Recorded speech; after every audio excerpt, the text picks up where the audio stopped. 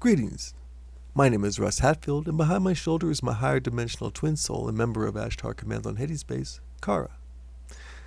This is an excellent lesson we present where she describes the God complex that affects every healer at some point. She gives a good way of dealing with it by using it as a tool with which to grow. Another powerful tool she reveals in the healer's possession is positive thinking.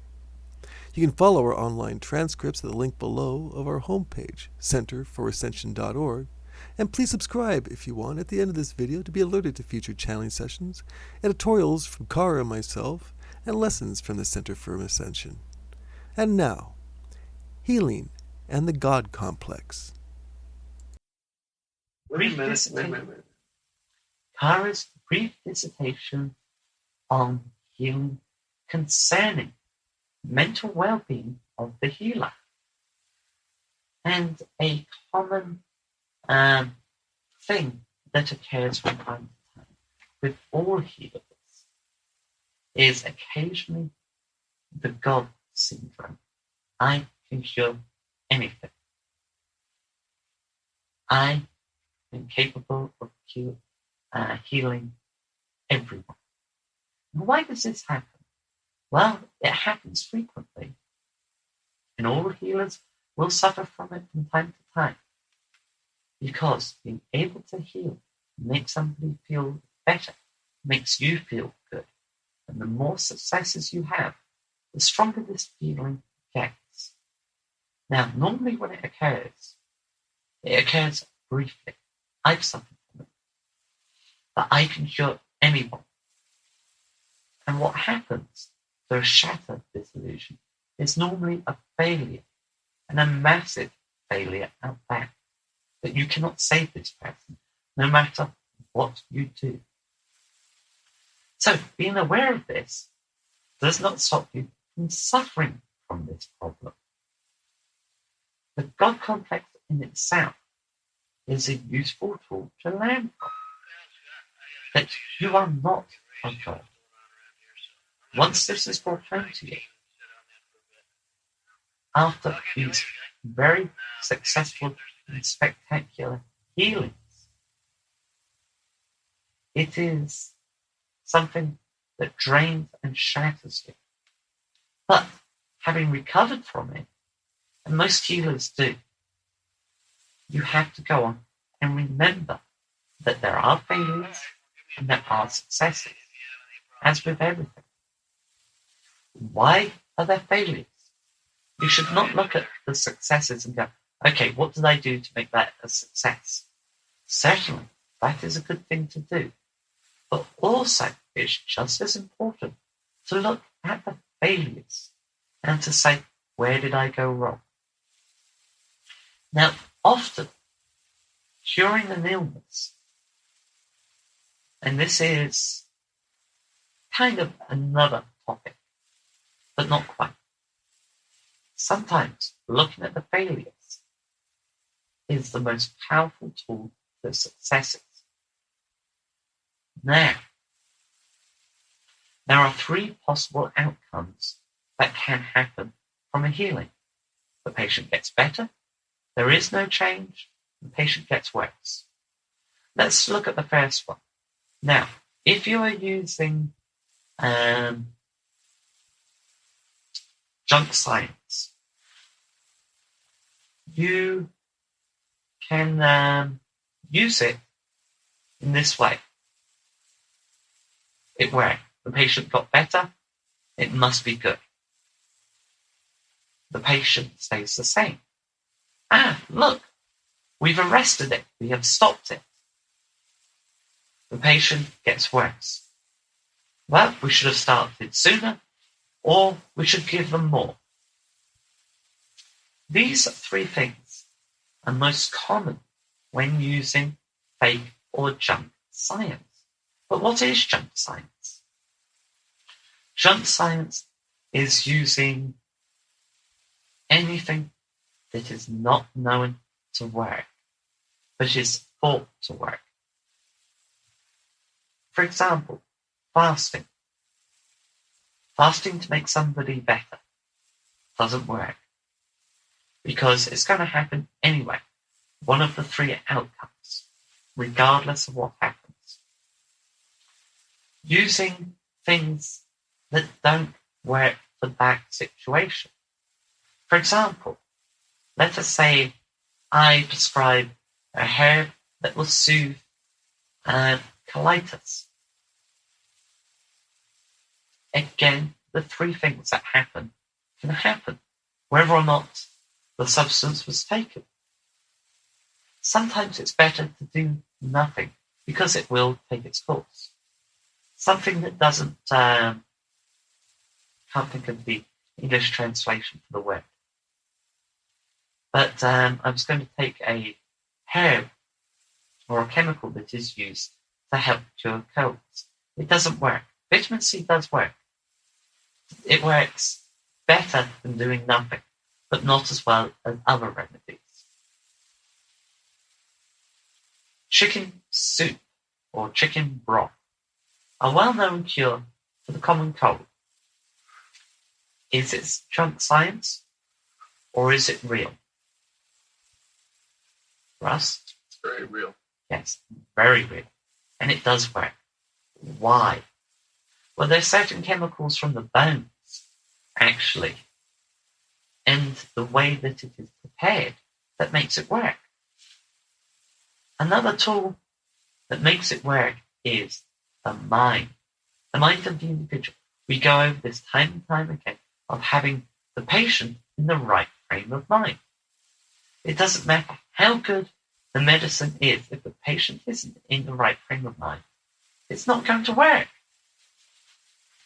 Because the most powerful healing tool is what? Positive thinking. Exactly. With positive thinking, you can do two of the three things that I'm using tonight in junk science. Actually, I'll have a little Karra's Corner, junk science.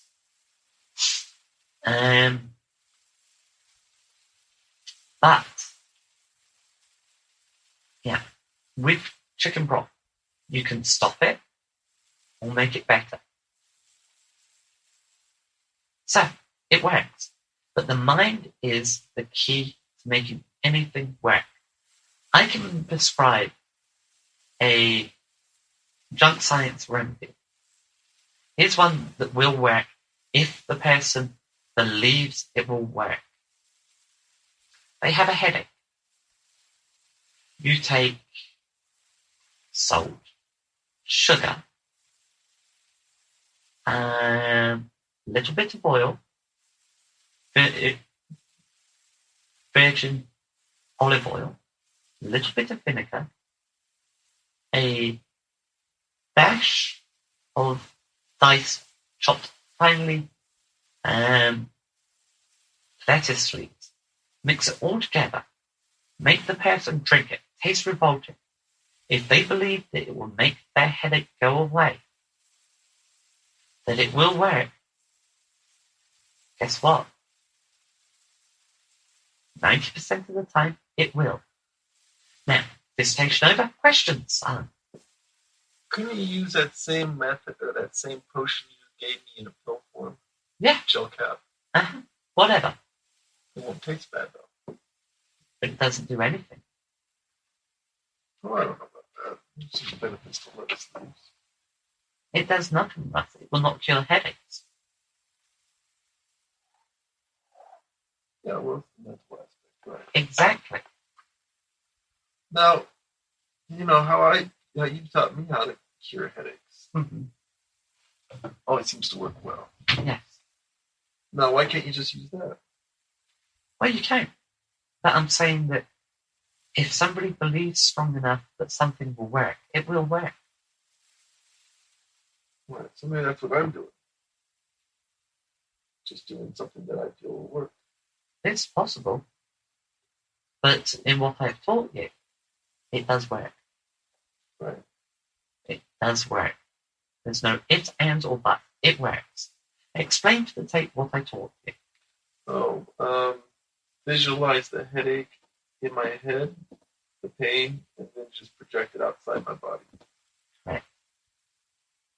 It's necessary because people will go, huh? What's he talking about? What's his secret? All right. But it has to be strong visualization. And you know it works. Sure. They know it has to work. Well, it's just you get it once or twice, and you've got the confidence to do it every time. Exactly. That is the key right there. If it doesn't work to start off with, it's not because it's not for you. It's because you do not know strong enough. Right. Well, I've told people with migraines this, and there's no way it's going to work. Oh, migraines are different. Yeah. Very different. In fact, somebody that you should talk to about migraines who does not suffer from migraines anymore, or not very often. Guess who that is? Sure. No. Who? Somebody close at hand. Mark? Mm-hmm. That's good. Concerning your God complex. Yes. Now, speaking of Carrie, Mm-hmm. I mean, we worked pretty good miracles on her. You did, actually, but she did a lot of it. Exactly. Still, it'd be hard after something like that, especially with the success that she's gone through lately. Mm-hmm. Not to suffer from it. Not to suffer from it. How do you keep from doing that? Because I've had failures. Mm-hmm. I learned long ago that I could not save everybody, and that successes are something to be relished and enjoyed, but not to go over and over it again. Certainly, it was a success, a very good success, but she did most of the work. I can't take credit for that. True. Mm-hmm. I mean, if that was the case, Mark could take credit because he used his body. Correct. I could take credit because I gave her encouragement. And you gave the room for it to be done. And so on and so on, sure. Correct. You see, when in a healing, there is more than just the two people involved. Right. So, how can I take responsibility for everything that transpired in those sessions? A lot of it was ritualized, if you remember. Oh. That is what she needed. The ritual itself changes and adjusts her frequency to mine. Remember, there were times where she would say something and you wouldn't hear me say anything. And she would laugh or smile or answer again out vocally what I was thinking. Mm-hmm. That is because I had changed her frequency to match mine. I had come down as far as I could, or up as far as I could, so that she could come down or come up to my frequency so that we could meet and work together. I see. So in essence, when the healer is, doing the work, it's actually the patient who's actually healing. So to avoid the complex, the best thing is to just keep understanding it's the patient doing it. And all you're doing is giving the patient the keys to help them heal themselves. Yes and no. Yes and no. There are certain times where I do all the work, from beginning to end. Like a broken arm or something? Yes, I do the work. Uh-oh. I set the bone. I wrap the bandages. I tell the person how to behave, how to clean quickly, how to think, how to react. I set up the structure for them to do the healing. I've done the work at that point. All they have to do is follow what I have told them. So you see that there are certain times where I do all the work, certain times when the patient does all the work, and certain times when we do the work, the patient and I, and those involved. Understandable. So when you've actually saved a life, there's also points where you're going to lose a life. Correct. And even though, let's say you have a 100% success rate, okay, you have no failures whatsoever. I'd like to meet a healer that has 100% success rate. Well, that's what I mean. I mean, let's say that, they've only had 3 or 4 or 5 healings that they've done. all 100%. Everybody got better. Mm-hmm. Okay. The key is that you got to know the odds are against you. You have to. But you also have to experience the coming down from the God syndrome. So you have to feel it. There's no way to stop it. Right. Because it's going to happen. It will happen. Regardless of how great a healer you are. It must be a humbling experience. That's why it happens.